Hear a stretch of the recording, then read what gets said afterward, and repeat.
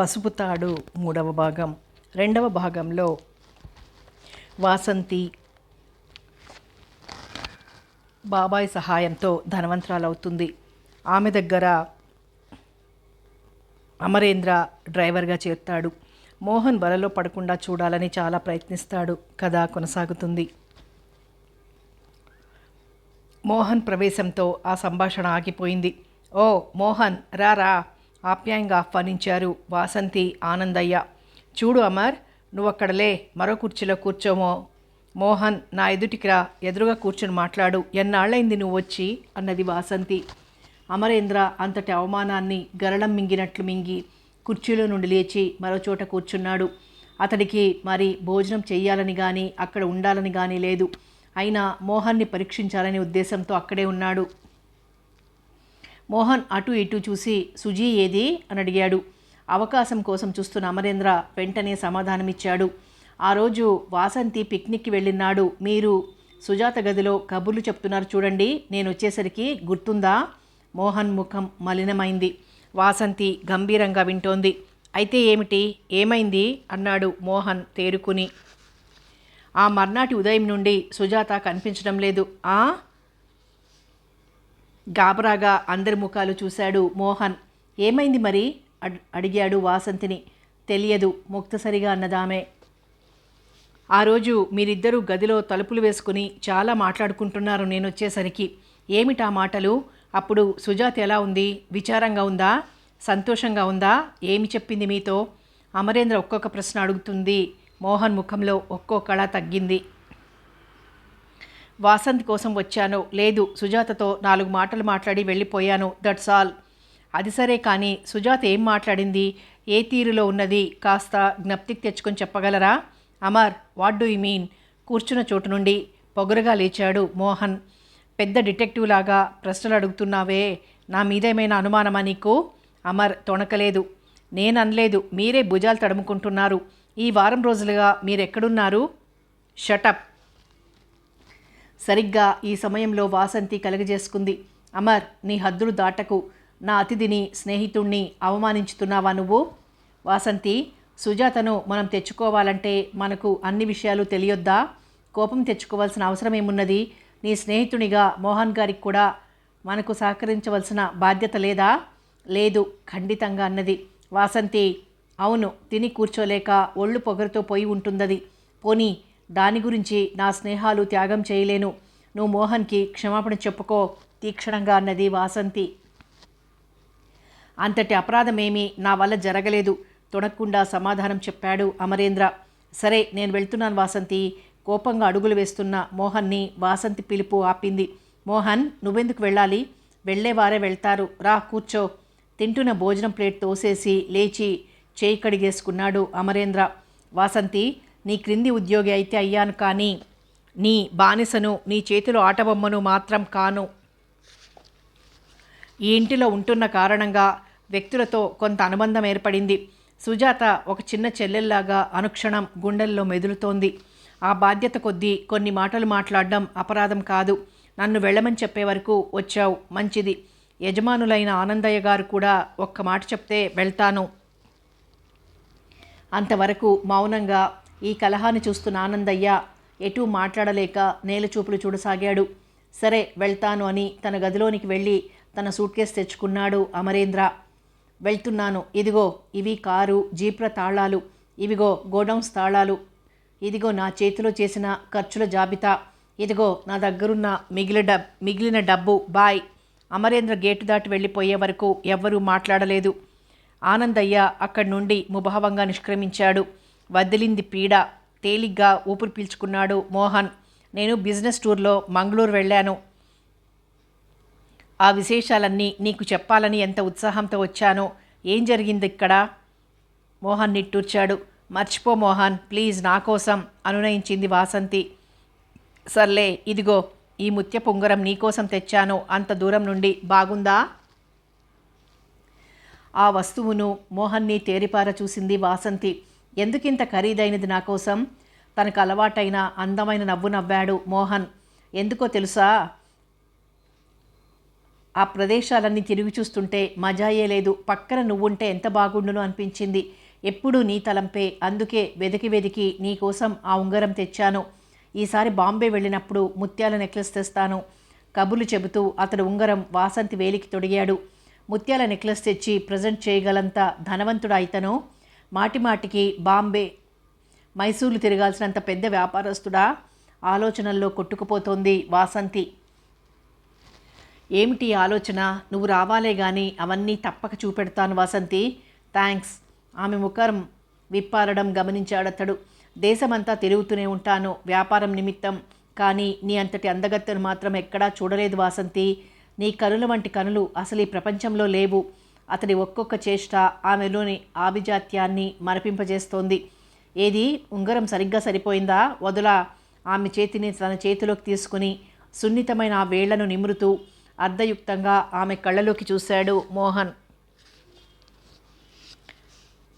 అవివేకి అయిన స్త్రీని అందంగా ఉన్నావంటే చాలు మైమర్చిపోతుంది. సౌందర్య ప్రశంసలో స్త్రీలను వల్లో వేసుకోవడం కొందరికి పుట్టుకతో వచ్చిన విద్య. ఆ విద్యలో ఘటికుడు మోహన్. ఇది జరిగింది కిషోర్ బాబు. మీరు ఆ ఇంటి వ్యవహారాలన్నీ చూస్తున్నవారు కదా, అందుకు మీకు ఇవన్నీ తెలిస్తే మంచిదని చెప్పాను అన్నాడు అమరేంద్ర. మంచి పనే చేశారు మీరు అమర్ అన్నాడు కిషోర్. మరి నేను వెళ్తున్నాను. ఎక్కడికి? ప్రశ్నించాడు కిషోర్. ఎక్కడో నౌకరీ చూసుకోవాలి కదా.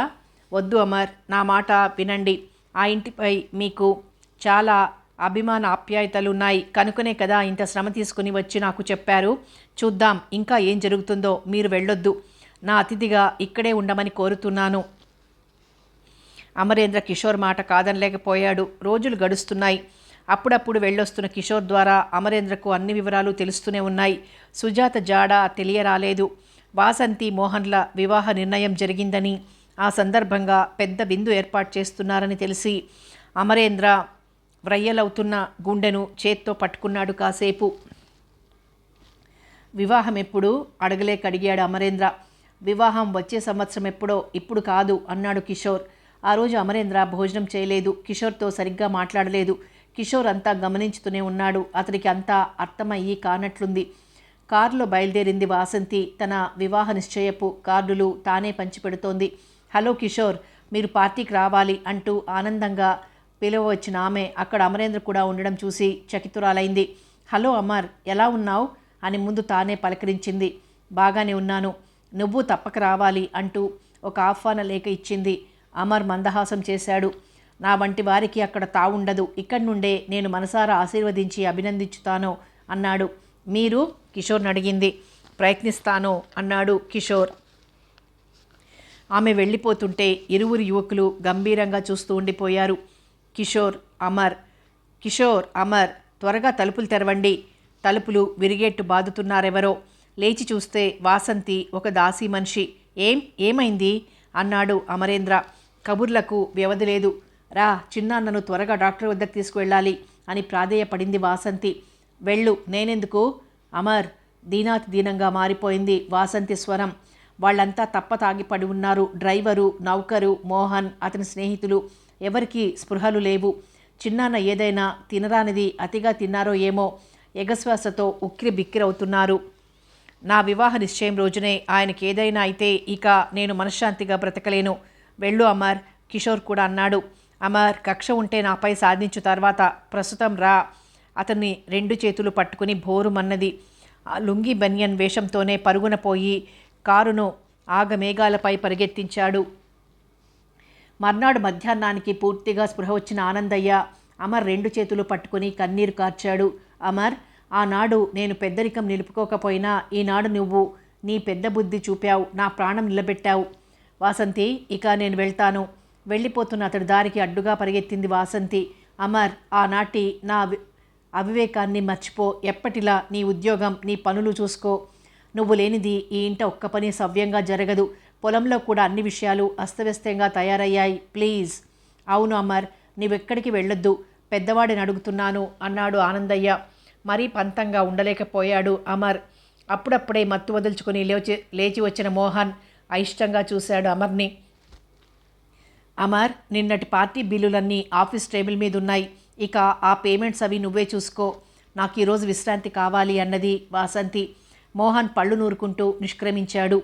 ఏమిటి, మళ్ళీ వాడినెందుకు పిలిచినట్టు చాటుగా వాసంతిని అడిగాడు. మోహన్, మనకి బాధ్యతారహితంగా తిరగడమే అలవాటు. పనులు చూసుకోగల సమర్థత గల వ్యక్తి లేనిదే మనం మరి హాయిగా తిరగలేం అన్నదామే.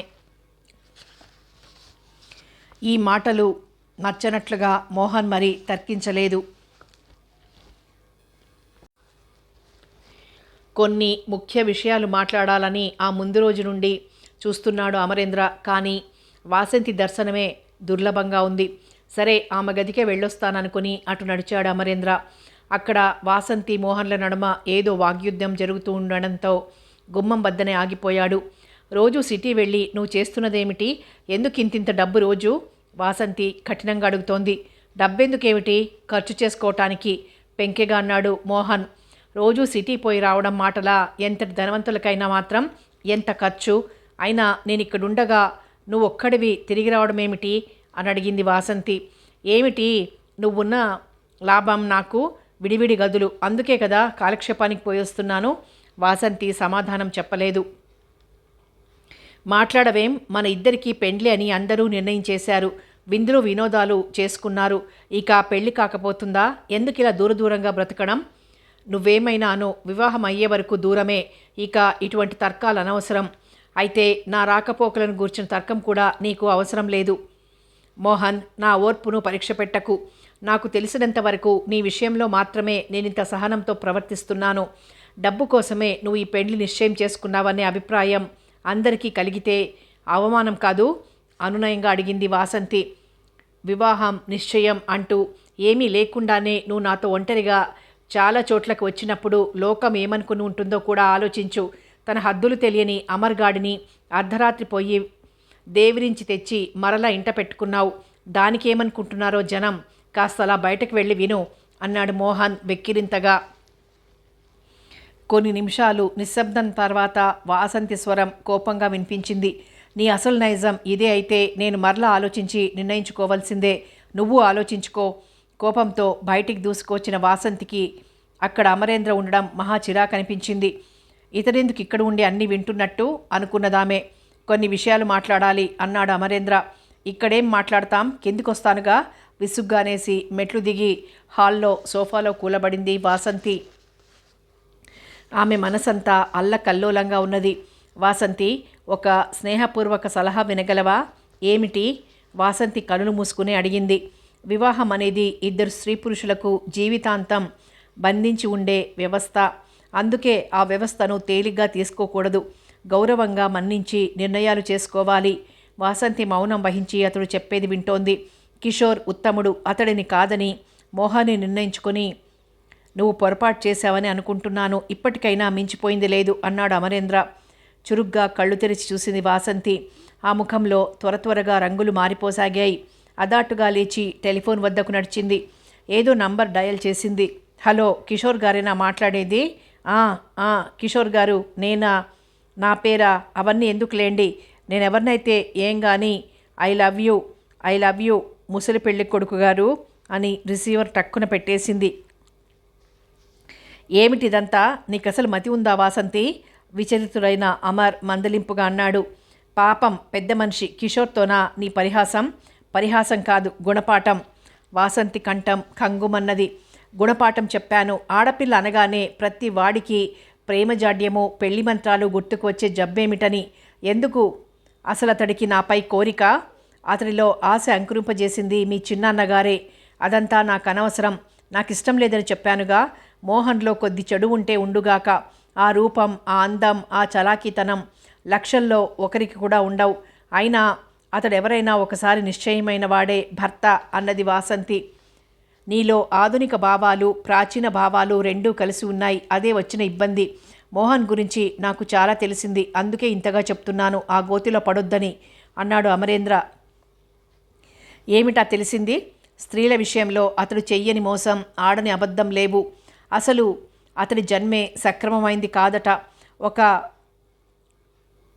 తెలిసింది. ఇక వేరే చెప్పేదేముంది?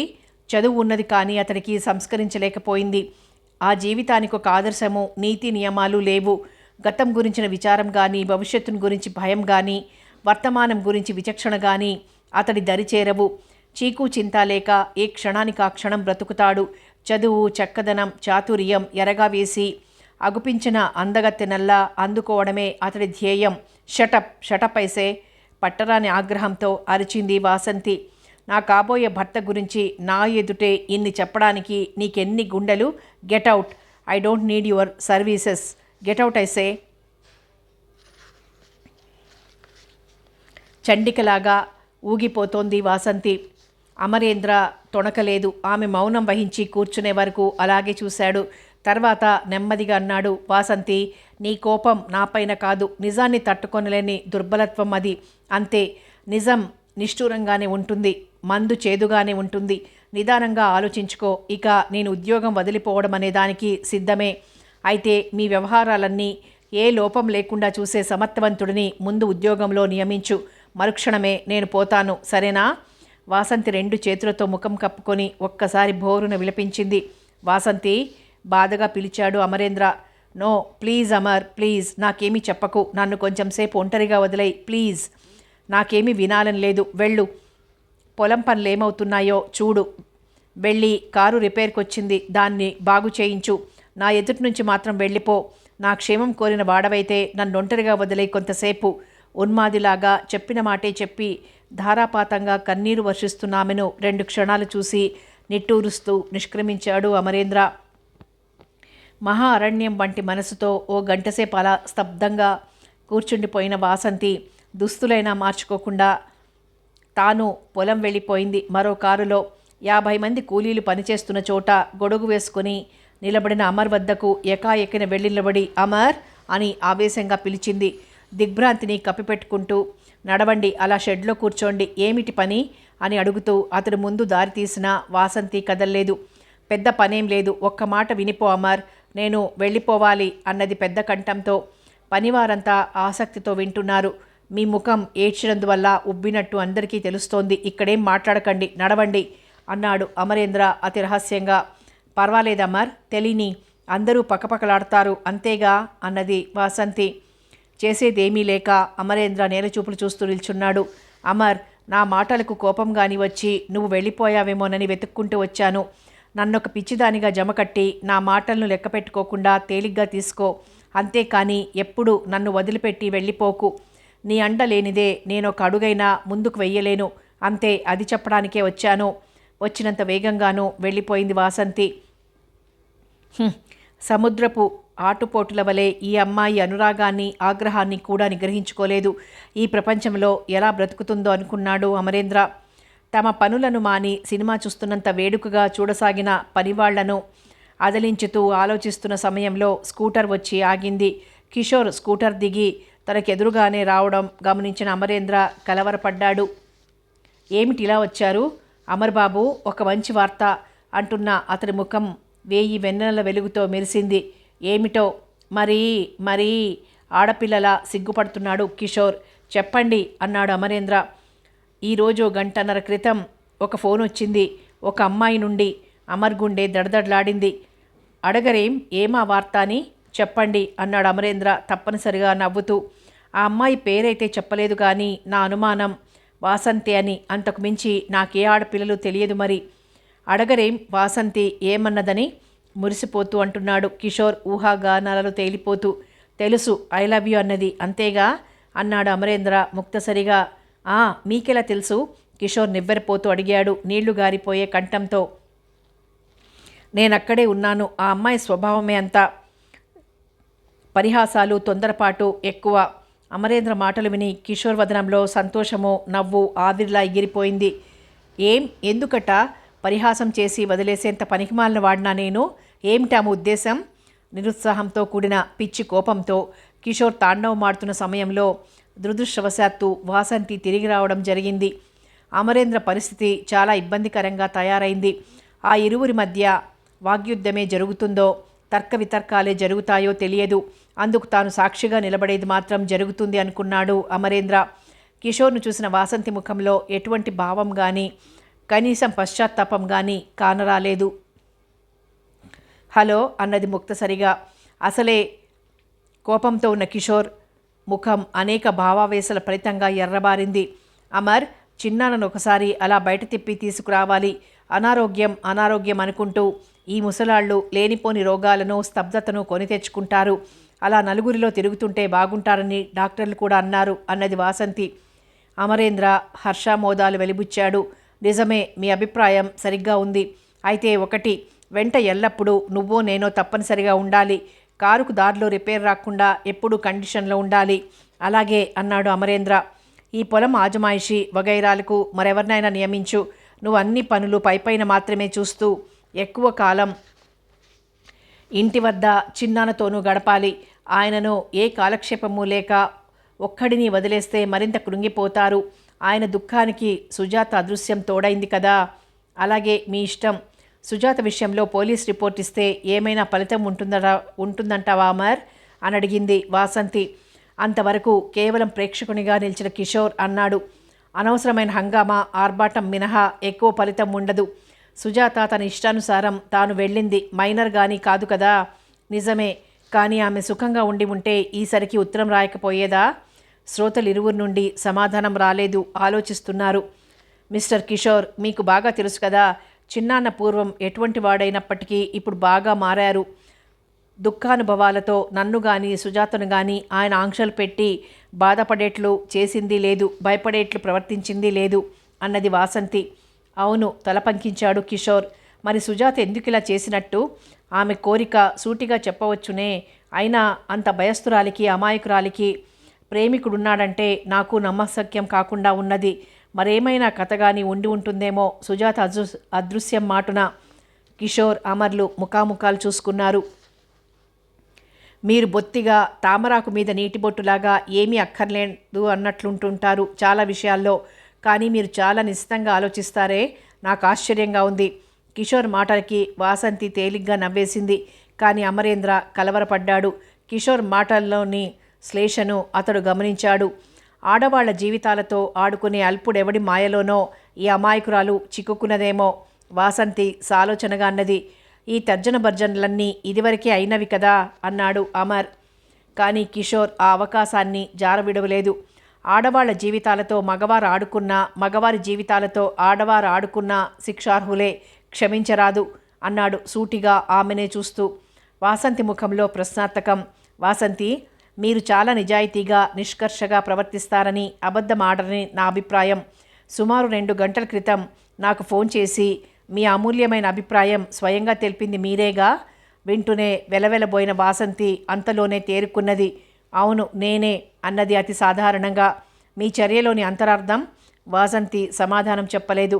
మీ పేరు చెప్పకనే ఫోన్లో పరాచికాలాడారు. ఇప్పుడు ఇంతసేపుగా నేనెదుట ఉన్నా నన్ను లెక్క చేయకుండా ప్రవర్తిస్తున్నారు. వాసంతి ముఖం కఠినంగా మారిపోయింది. అంతటి నేరారోపణ అవసరం ఏమీ లేదులేండి. ఈరోజు ఏప్రిల్ 1 ఎవరైనా ఫూల్ చేసే అధికారం ఉన్నది విసురుగా అని గబగబా పోయి కారులో కూర్చొని స్టార్ట్ చేసింది. అప్రతిభులై చూస్తున్న అమరేంద్ర, కిషోర్ తేరుకోవడానికి కొన్ని నిమిషాలు పట్టింది. ఆమె తెలివి తక్కువదని మీరంటారు. ఎంతటిదో చూచారుగా అమర్బాబు, కోపంగా అడిగాడు కిషోర్. బరువుగా నిశ్వసించటం మినహా అమర్ ఏమీ మాట్లాడలేదు. చూస్తాను అదేమిటో. అవసరమైతే ఈ విషయం ఆనందయ్య గారి దగ్గర వరకు తీసుకెళ్తాను. కిషోర్ కంఠంలో పంతం ధ్వనించింది. శాంతం వహించండి కిషోర్ బాబు. అమరేంద్ర అతన్ని సముదాయించబోయాడు. ఎందుకని? ఎవరు సహిస్తారు చెప్పండి ఇంతటి అవమానం? అవమానం మీకు కాదు, తెలుసుకుంటే అది ఆమెకే అవమానం. మోహన్ రావు గారితో ఆమె వివాహం నిశ్చయమై ఉన్నది. మరి ఇటువంటి త్వరపాటు? నాన్సెన్స్. నిశ్చయం ఏమిటి? పీటల మీద పెండిండ్లే చెడిపోతున్న కాలంలో నా మానాన నేను నా ప్రాక్టీస్ ఏమో, నా కోర్టు గొడవలేమో చూసుకుంటూ పడి ఉండేవాడిని. నన్ను తీరి కూర్చుని రెచ్చగొట్టి ఇప్పుడు కాదంటే సరిపోతుందా? చూస్తానదేమిటో. నేనేమీ వాజమ్మను కాను. కసి అంతా కనిపెట్టేటట్టు చేతిలోని సిగరెట్ నేలకు కొట్టి వేగంగా నడిచిపోయాడు. విషయం అర్థమైంది అమరేంద్రకు. సంసారపు మోజు, స్త్రీ ప్రేమ ఎరుగని ఆశించని కిషోర్లో వాసంతి పిచ్చి పని వలన ఆ 2 సుషుప్తావస్థ నుండి మేల్కొని అతడి మనోనిశ్చలతను చెదరగొట్టి వదిలాయి. ఆ మనోవైకల్యమే ఈ వింత ప్రవర్తనకు, ఆగ్రహానికి కారణం. మాటల మధ్య అదే అభిప్రాయాన్ని నిస్సంకోచంగా తెలిపాడు అమర్. వాసంతితో ఒకనాడు చదరంగం ఆడే సమయాన నీ చర్య గర్హనీయం వాసంతి. తన మానాన తాను స్తబ్దుగా పడి ఉండే ఆ పెద్ద మనిషికి నీ అనాలోచిత ప్రవర్తన వేదనను, అనంతమైన పరితాపాన్ని కలిగించింది. అమర్, అది నేను ఒప్పుకుంటున్నాను. కానీ అతడిపై నాకు సానుభూతి మాత్రం లేదు. ఇంత వయసు వచ్చి లోకాజ్ఞత, అనుభవజ్ఞత గడించిన అతడు ఒక ఆడపిల్ల చేసిన ఒక్క ఫోన్ పిలుపుకే ఇంతగా మనసు పారేసుకోవడం నిజంగా హాస్యాస్పదం అన్నదామే. కావచ్చు, కానీ నా అభిప్రాయం జాగ్రత్తగా ఆడు చెస్. ముందు రాజును కాపాడు. పర్వాలేదు, నాకు 2 గుర్రాలు లేవు. చూడు నా స్టెప్. ఇప్పుడు నీ మంత్రిని పరిగెత్తించు. ఇంతకు ఏమిటి నువ్వు చెప్పబోయింది?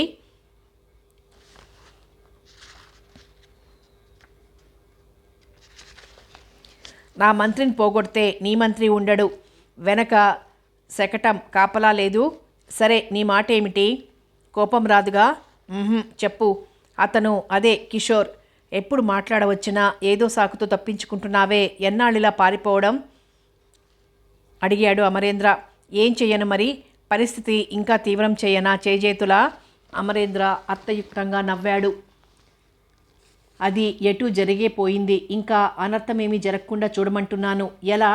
అతడు మాట్లాడవస్తే ధైర్యంగా మాట్లాడు. క్రమంగా మాటల సందర్భంలో అతగాడు తన అపోహను తానే గ్రహించేట్లు చేస్తే మంచిది కదూ. అదే యుక్తమైన పద్ధతి కూడా. అవును, ఇక ఆడేందుకేమున్నది? చదరంగంలో నువ్వు చాలా ఘటికుడివి. నీతో ఆడలేను అన్నదామే అతని ఏనుగును తన శకటంతో తప్పించుతూ. ఏం, నాకంటే నీకే బలాలు ఎక్కువ ఉన్నాయిగా. అయినా సరే, నీ రాజునింతవరకు ఏ ఆటలోనూ నేను కట్టలేకపోయాను. ఎప్పుడు పరాజయం నాదిగానే ఉంటోంది. చదరంగానికి మానవ జీవితానికి చాలా దగ్గర పోలిక ఉన్నది. ధనబలంతో సుఖాలు కొనుక్కోలేనట్లే కేవలం జంతు బలగంతో ఎదుటి రాజును కట్టివేయలేం. మేధస్సు అవసరం ఇక్కడ. అమరేంద్ర నవ్వుతూనే అంటున్నాడు. వాసంతి కూడా నగుమోముతో వింటోంది.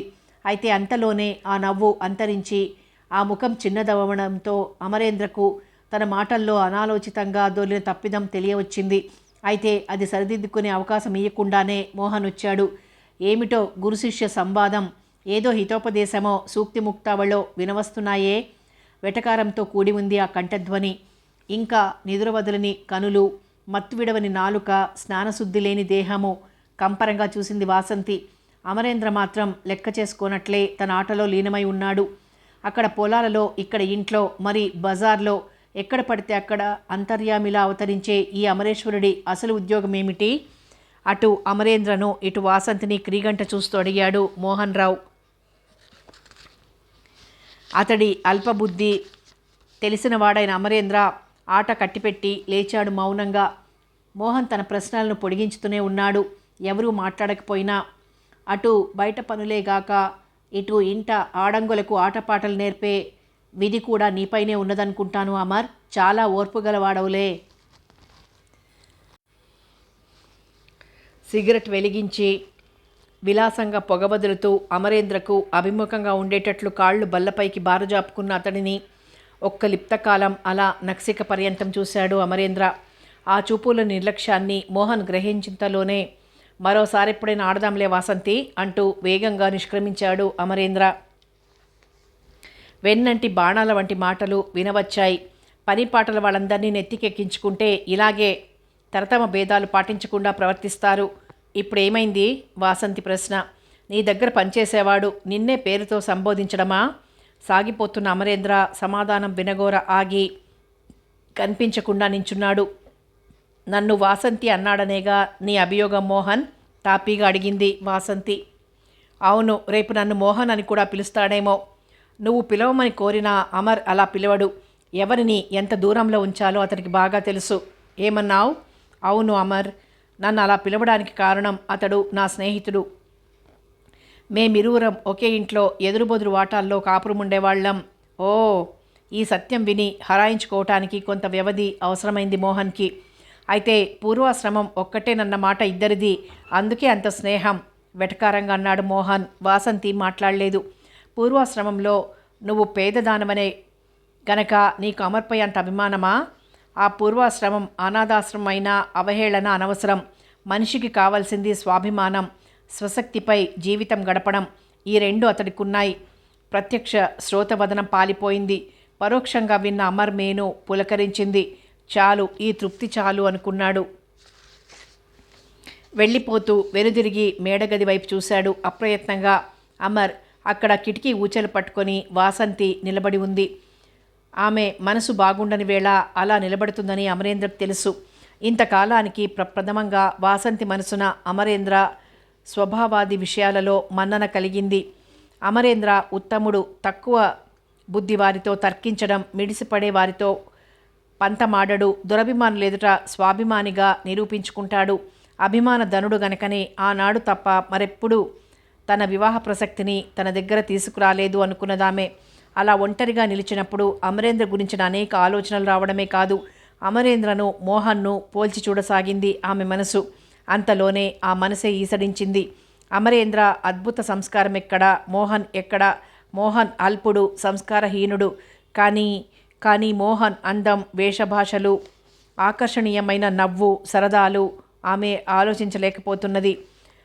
అన్నింటి అడుగున ఉన్న అల్పబుద్ధి నీకు అసహ్యకరంగా లేదా అంటూ మనసు గాండ్రించింది.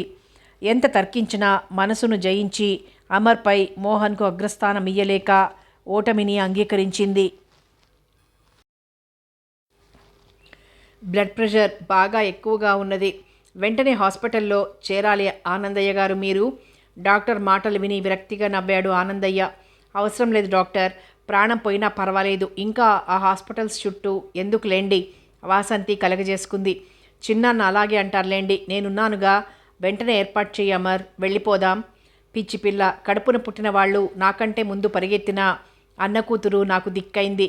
మరి ఈ పిల్ల ఏంగానో నాకేమైనా అయితే బాధగా అన్నాడు ఆనందయ్య. అందుకే మరి నా కోసమైనా మీరు బాగుండాలి చిన్నాన్న. ఆసుపత్రిలో అయితే డాక్టర్ గారు మాటిమాటికి చూడగల అవకాశం ఉంటుంది. అలాగే కానీ ముందు కిషోర్నుకు కబురు పంపు. ఎందుకు అవన్నీ అడగకు, ముందు అతడు ఇక్కడ ఉండాలి. వాసంతితో వాగ్వివాదాల అనంతరం కిషోర్ ఆ ఇంటికి 2-3 సార్లు వచ్చాడు, కానీ ఆనందయ్యను కలుసుకోలేదు. వాసంతి అతడితో నిరాకరించి లోపలి గదుల్లోనే ఉండిపోయింది.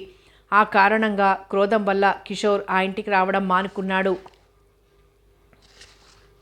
అందుకే ఫోన్ చేసినా, కారు పంపినా ఆ కారణంగానే ఏవో సాకు చెప్పి తప్పించుకున్నాడు. అది గ్రహించిన అమరేంద్ర తాను స్వయంగా వెళ్ళాడు. విషయమంతా విశదంగా వివరించాడు. కిషోర్ను మరీ పంతంగా ఉండడం సాధ్యం కాలేదు. ఆనందయ్య కిషోర్ సహాయంతో వీలునామా రాశాడు. ప్రస్తుతం ఉంటున్న భవంతి, కొంత రొక్కము వాసంతికి పెండ్లి కానుకగా రాశాడు. మిగిలిన స్థిర చరాస్తులన్నీ వాసంతికి, సుజాతకు తన తదనంతరం చెరిసగం చెందేట్టు రాశాడు ఆనందయ్య. ఏమిటి పిచ్చిరాత, సుజాత ఇక్కడ లేదుగా అని అడ్డు తగిలాడు మోహన్. కిషోర్, అమర్లు ముఖాముఖాలు చూసుకున్నారు.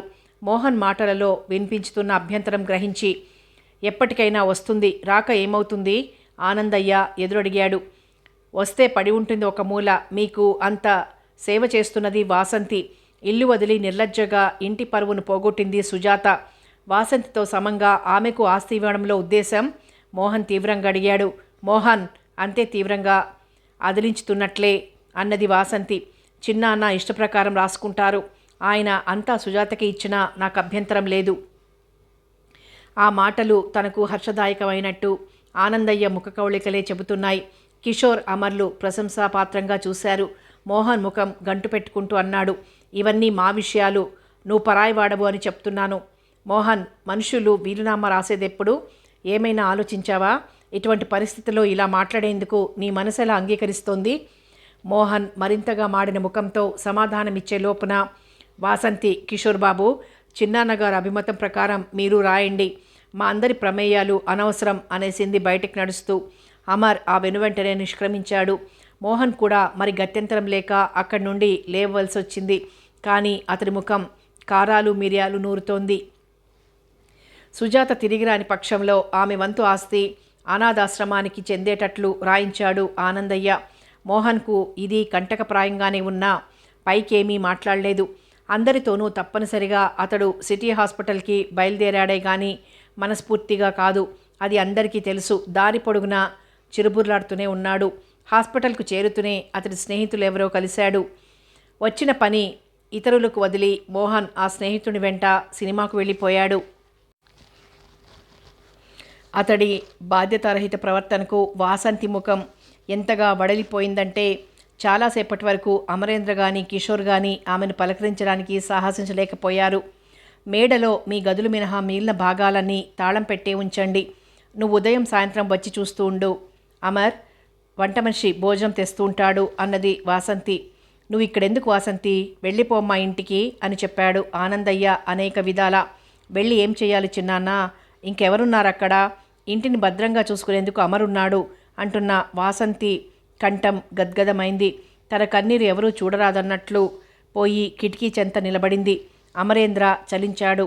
ఏమిటి వాసంతిలో ఏ రోజుకారోజు ఈ మార్పు? సాధారణంగా ఆడపిల్లలంతా మాటిమాటికి కంటతడి పెట్టినట్లు ఆమె ఎప్పుడూ చేయకపోగా అతి నిర్భరంగా ప్రవర్తించేది. ఏ పరిస్థితిలోనైనా ఏమీ మనసుకు పట్టనట్లే ఉండేది. ఆమె లోకం ఆమెదిగా ఊహాగానాలలో విహరిస్తుండే ఈ స్వేచ్ఛా విహంగానికి ఏమైంది? ఆమెలోని స్త్రీతత్వం మేల్కొంటున్నదా? ఈ ఊహాలోక విహంగాన్ని ఏ బాణం తగిలి నేలను పడవేసింది? వాసంతి కంటినీరు అమరేంద్రను కలవరపరచడమే కాక బాధించింది కూడా. అతడి మనసున వాసంతి ఎడల చెక్కు చెదరని అనురాగము, ఆరాధన ఉండడం అందుకు కారణం. బాధపడకు వాసంతి, నీ బాధను పంచుకోవడానికి, నీ కన్నీటిని తుడవటానికి నేనున్నాను అని చెప్పాలనిపించింది.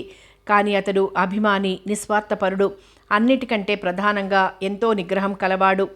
మోహన్ స్నేహితునితో కలిసి పెద్ద హోటల్ ముందు విలాసంగా కారు దిగి పోతున్న మోహన్ దారికి రుద్ధ స్వరంతో పిలుస్తూ అడ్డు వచ్చిన యువతి చాలా బీదగా దయనీయంగా ఉంది. ఆమె సుజాత. పూలమాలలు అమ్ముతున్నది. ఆమెను గుర్తించుతూనే మోహన్ రావు బ్రుకుటి ముడివేస్తూ ఆగ్రహపరవశుడైనాడు.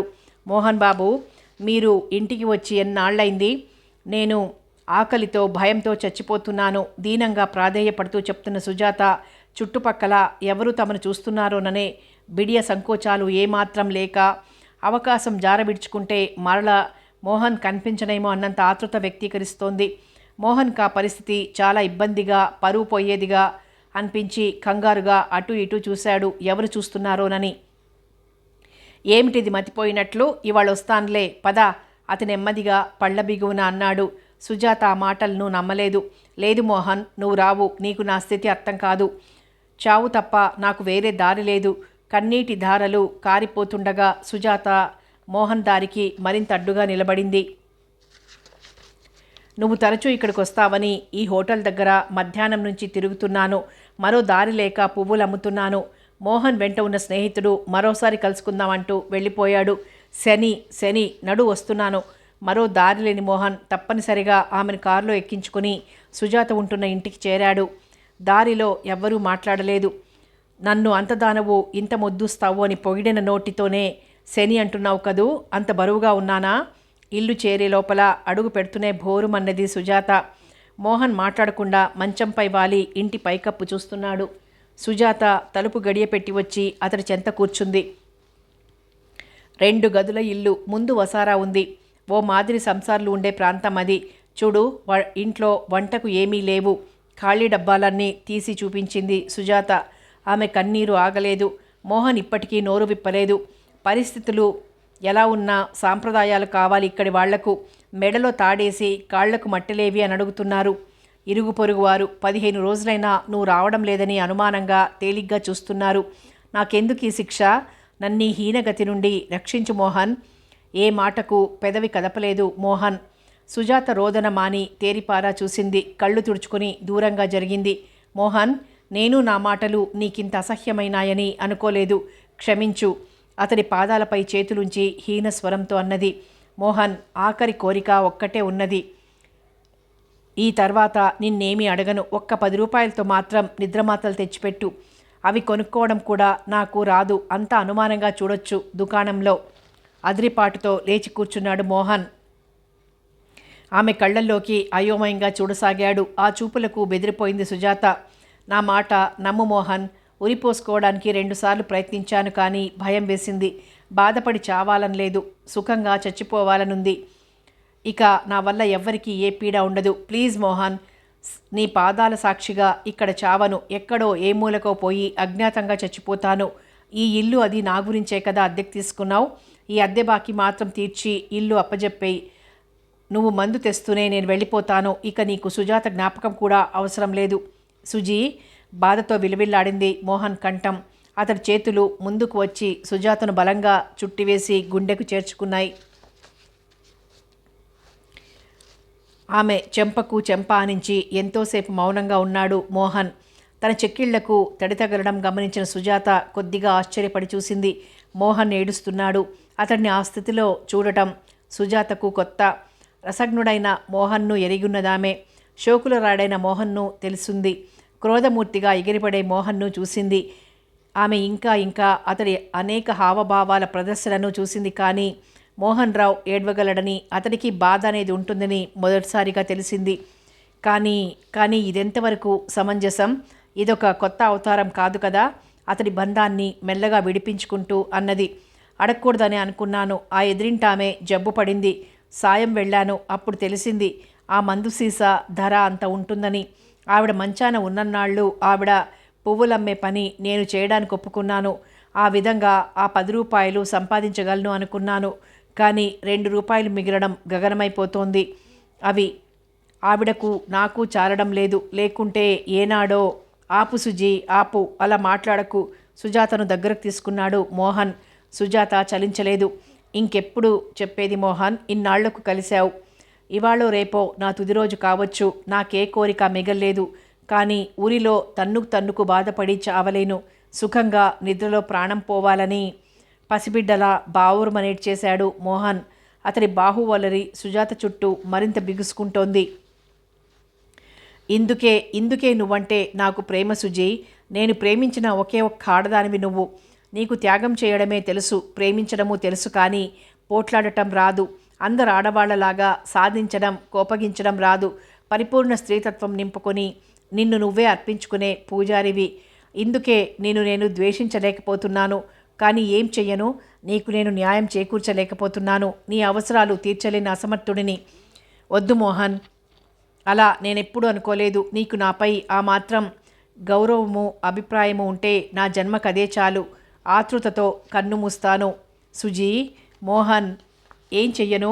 నాకు కొన్ని నీరసాలున్నాయి. అందువల్లనే వాసంతి వంటి పాషాణాలకు దాసోహమానక తప్పలేదు. ఆ వాసంతి, అది ఒక ఆడదేనా? ఎంతసేపు రూపాయలు, ఆస్తులు, అధికారాలే కానీ అనురాగం అనేది ఉన్నదా ఆ రాయిలో? స్త్రీతత్వం ఏ కోసమందైనా ఉన్నదా దానిలో? మోహన్ చెప్పుకుంటూ పోతున్నాడు. ఆశ్చర్యంగా వింటోంది సుజాత. కొద్ది రోజులు ఓపిక పట్టు సుజీ. నిన్ను బంగారు పూలతో పూజిస్తాను. నీకే లోటు రానియను. కానీ నన్ను నమ్ము, నా మాట నమ్ము. ఇలా ఎప్పుడు ఆలస్యం కానియను. కనీసం 2 రోజులకోసారైనా వస్తాను. ఏమీ అనుకోకు మరి. కొద్ది కాలమే ఇటువంటి ఎడబాటు.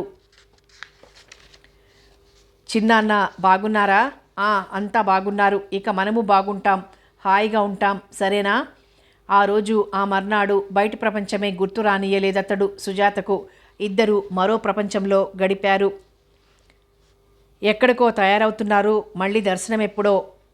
కనులు అందంగా చిరికిస్తూ ఒయ్యారాలు ఒరికించుతున్న సుజాతను ప్రేమగా చూశాడు మోహన్. నువ్వంత అందంగా తయారై అనురాగంగా మాట్లాడితే నేనసలు కాలు కదపలేనిక. మరీ మంచిది, ఉండిపోండి అంటూ అతడు కట్టుకుంటున్న టై లాగేసింది సుజాత. కొంపలు అంటుకుపోవు వెళ్ళకపోతే. ఏం, ఎక్కడ కొంపలవి? ఇదే మన కొంపే. నిత్యం ప్రేమనే భోంచేయలేం కదా. ఇల్లు గడపటానికి డబ్బు కావాలి. ఆ డబ్బు కోసమే నేను ఇప్పుడు బయటికి వెళ్ళేది. మరి అనుమతిస్తారా దేవిగారు? బుజ్జగిస్తూ అన్నాడు మోహన్. ఆనందశ్రువులు నిండిన నేత్రాలతో ఆరాధనగా చూసింది సుజాత. అంతలోనే ఆ కనులలో భయం గూడు కట్టుకుంది. మోహన్, నీ ఈ ప్రేమ, ఈ అనురాగం చాలు నేను బ్రతకడానికి. నువ్వు బయటికి వెళ్తే నన్ను మర్చిపోతావని నా భయం. తన గుండెలపై వాలిపోయి అర్థిస్తున్న సుజాతను లాలించి ఓదార్చాడు మోహన్ ఓర్పుగా. నా ప్రేమ, అనురాగం ఎప్పుడు ఉంటాయి. అక్కడ మీ చిన్నాన్న వీలునామా రాస్తున్నారు. అంతా వాసంతికే రాసేస్తున్నారు. నేను కొంచెం దగ్గరుండి ఏవో ఉపాయాలు చేసి నీకు అర్ధభాగం రాయించుతున్నాను. ఇవాళ కాగితాలు రాసుకునే రోజు. మనకు మంచి జరగాలంటే నేను వెళ్ళాలి. మా బంగారు సుజీ కాదనదు. అనేక వాగ్దానాల అనంతరం మోహన్ ఆ ఇంటి నుండి బయటపడగలిగాడు. మోహన్ కనుమరుగయ్యే వరకు గుమ్మంలో నిలబడి వెనుదిరిగి లోనికి పోబోతున్న సుజాత అటు అమర్ రావటంతో ఆశ్చర్యంతో కళ్లను నమ్మలేనట్లు చూసింది కొద్ది నిమిషాలు. అంతలో తనను తాను సంభాళించుకొని అమరేంద్రను చూడలేనన్నట్లుగా తలవాల్చుకొని లజ్జాభారంతో నిలబడింది. కులాసానా సుజాత? ముందుగా అమరేంద్ర తానే పలకరించాడు. నన్ను క్షమించన్నాయ్, ఇప్పుడు అవన్నీ వద్దు, జరిగింది జరిగిపోయింది, ముందు కర్తవ్యం ఏమిటని అమర్ ప్రశ్న విన్న సుజాత విచారంగా చూసింది. నా వంటి తెలివి తక్కువ దానికి ఇక భవితవ్యం గురించిన ఆశలు ఏముంటాయన్నయ్యా?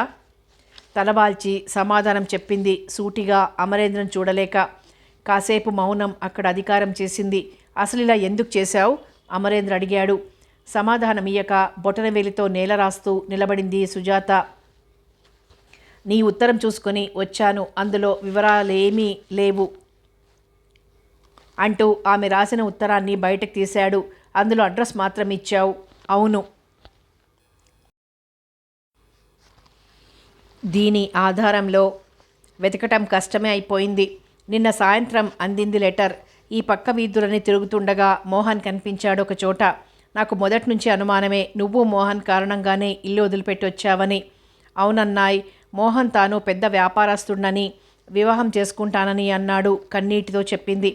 వెర్రిదానా, గొప్ప వ్యాపారస్తుడైతే సజావుగా సలక్షణంగా వివాహమాడి దర్జాగా తీసుకువెళ్తాడు. కానీ ఈ దొంగదారులు ఏమిటి, దేనికని ఆలోచించలేకపోయావా? కన్నీటికి అడ్డుకట్టలు వేసే ప్రయత్నంలో ఉన్నది సుజాత. పోనీ గతజల సేతుబంధనం, ఇప్పుడు నువ్వు ఇంటికి తిరిగిరా బాధగా అన్నాడు అమరేంద్ర. అమ్మో, భయం ప్రకటించింది. ఏం, చిన్నాన్నగారికి నీపై కోపం లేదు? నీ పేరన సగం ఆస్తి రాశారు మొన్న. అప్పుడే రాసేశారా? ఆహా, ఈ విషయం మోహన్కు తెలుసా? తెలుసు. నీకలా భాగం ఇవ్వడం అవసరం లేదని చిన్నాన్నగారితో వివాదం కూడా చేశాడు. వీలునామా ఇవాళ వ్రాయబోతున్నారని తాను నా తరపున మాట్లాడి నాకు కొంత ఆస్తి దక్కేట్లు రాయిస్తానని చెప్పి వెళ్ళాడు మోహన్. ఇప్పుడిప్పుడే నివ్వెరపోయి చూశాడు అమరేంద్ర. నిట్టూరుస్తూ అన్నాడు, ఆ జాతి లక్షణమే అదనుకోవాలి. ప్రతి విషయంలోనూ తన ప్రగల్భం ఏదో ఉండాలని ఆశిస్తాడు. తానే రాయించాడని నమ్మి నువ్వు అతనికి అడుగులకు మడుగులొత్తుతావని ఆశ అనుకుంటాను. నిజం. సుజాత. జాలి కురిసింది అమరేంద్ర కంఠంలో. సుజాత, నీకు కష్టమైన ఒక్క మాట చెప్పక తప్పదమ్మా. మోహన్కు నీపై విలువలేదు. అమాయకురాల్ని చేసి నేను తీసుకొచ్చాడు. ఇక్కడ నీ ఆలనా పాలనను చూస్తున్నాడా అంటే అది లేదు. అక్కడేమో నువ్వు ఇంటి పరువు తీసిందానవు గనక నీకు ఆస్తి దక్కరాదని, అంతా తనకు వాసంతికే దక్కాలని వాదించుతున్నాడు అందరితో. అవును, అంత ఆశ్చర్యం వద్దు. లోకం తెలుసుకో. అందుకే నేను ఇలా చెప్తున్నాను, కానీ చాడీలు చెప్పడం లేదు. ఇప్పుడు ఏం తెలిసి మాత్రం ప్రయోజనం ఏమిటి? వెక్కి వెక్కి ఏడవసాగింది సుజాత. నన్ను నమ్మి రాసుజీ, నీకెటువంటి అనుమానము అవమానము కలగకుండా చిన్నాన్నగారికి చెప్పే పూచి నాది. వద్దు ఖండితంగా అన్నది. ఏ ముఖంతో రాను? ఈనాడు చిన్నాన్న నాకు కూడా ఆస్తి రాశారని తెలిసి చేరినట్లుండదు. ఇదెంత నీచంగా కనిపిస్తుంది. తటపటాయించి చివరికి చెప్పాడు అమరేంద్ర. సుజీ, వాసంతితో మోహన్ వివాహం నిశ్చయమైంది. ఆ అధికారంతో అతడెప్పుడు వారింట్లోనే ఉంటున్నాడు ఈ మధ్య. తెలుసు. మరి నువ్వు ఏ స్థాయిలో అతన్ని నమ్ముకొని అతడితో బతుకుతావు? నీ స్థానం ఏమిటి? సుజాత సమాధానం చెప్పలేదు. అతడు వివాహం ఎందుకు చేసుకోడు? నేనిలా ఎందుకు ఉంచినట్లు అడిగావా వివాహం చేసుకోమని? డబ్బు వచ్చాక చేసుకుంటానని, వాసంతిని చేసుకోనని, కేవలం అదొక నాటకమని అన్నారు. సుజీ, అదొకటే నాటకం కాదు. అతడు ఎన్ని నాటకాలైనా ఎందరితోనైనా ఆడగలడు. ఈరోజు గట్టిగా అడుగు, నేను మళ్ళీ రేపొస్తాను అన్నాడు అమరేంద్ర. అతడు ఈరోజు మరలా రాడేమో.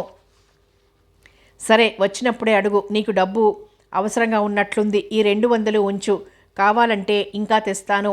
అన్నాయి నీ రుణం. అటువంటి మాటలొద్దు. నీ జీవితం బాగుపడాలి, అదే నాకు కావాల్సింది. నీ ఆశీర్వాదం అన్నాయి. అన్నట్టు ఈ ఊళ్ళోనే ఉన్నాం. మీ చిన్నాన్నగారికి వైద్యం కోసం అడ్రస్ ఇదిగో అని కాగితం మీద రాసిచ్చాడు. చిన్నాన్నను చూడలేకపోతున్న దౌర్భాగ్యురాలిని నేను. డబ్బును కూడా తృణీకరించి అభిమానాన్ని నిలుపుకున్నావు. వీలునామా సంగతి వినగానే ఎగిరి గంతు వేసి కక్కుర్తి చూపని నీ అభిజాత్యాన్ని అభినందిస్తున్నాను సుజాత. వెళ్తున్నాను. అతడినే చూస్తూ నిలిచిన ఆమె కనుదోయి నుండి మెల్లగా 2 కన్నీటి బిందువులు జారిపడ్డాయి. కథ కొనసాగుతుంది.